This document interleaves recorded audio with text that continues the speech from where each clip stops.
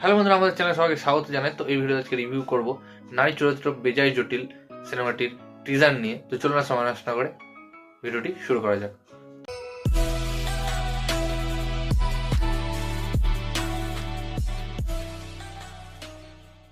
তো প্রথমেই আপনাদের বলে দিচ্ছি, এইভাবে ভিডিও করার কারণ হলো আমার যে সেলফি স্টিকটা ছিল সেটা এখন নেই, তো সেই কারণে আমি এইভাবে হাতে ধরে ভিডিও করছি।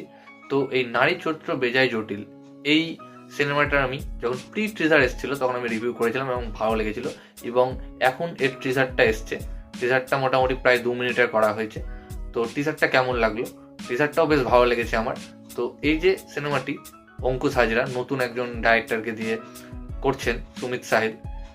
তো সত্যি কথা বলতে এই টিজারটাও আমাকে ভালো লেগেছে, মজা দিয়েছে এক কথা বলতে গেলে। আমি তো এর আগে যখন আমি প্রি ট্রেলার রিভিউ করেছিলাম তখনই আমি বলেছিলাম যে অঙ্কুশ এই যে কমিক অর্থাৎ যে কমেডি ক্যারেক্টার রয়েছে সেটা ভালো করতে পারেন, এবং তার কমিক টাইমিংও ভালো, এবং তার যে এক্সপ্রেশন এবং তার যে কমেডিগুলো রয়েছে সেগুলো বেশ ভালো, এবং শুনে হাসি পায় বা দেখে হাসি পায়।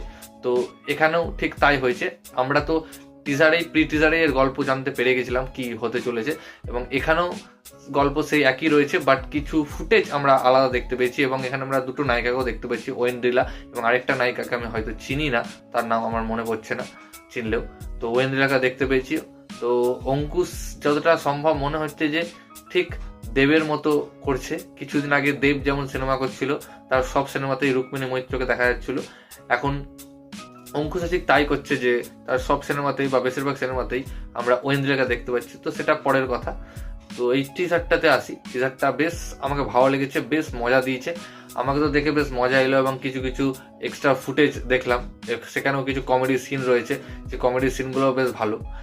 আর টিজারটিতে তেমন কিছু দেখতে পেলাম না। যদি ট্রেলার আসে, ট্রেলারে হয়তো আর একটু বড় কিছু দেখতে পাবো। আর আমার মনে হয় যে এই কমেডি সিনেমায় যদি সবকিছু আমরা টিজারেই দেখে ফেলি তাহলে, বা ট্রেলারেই দেখে ফেলি, তাহলে হয়তো আমাদের সেই মজাটা আসবে না হলে যখন আমরা সিনেমাটা দেখতে যাবো।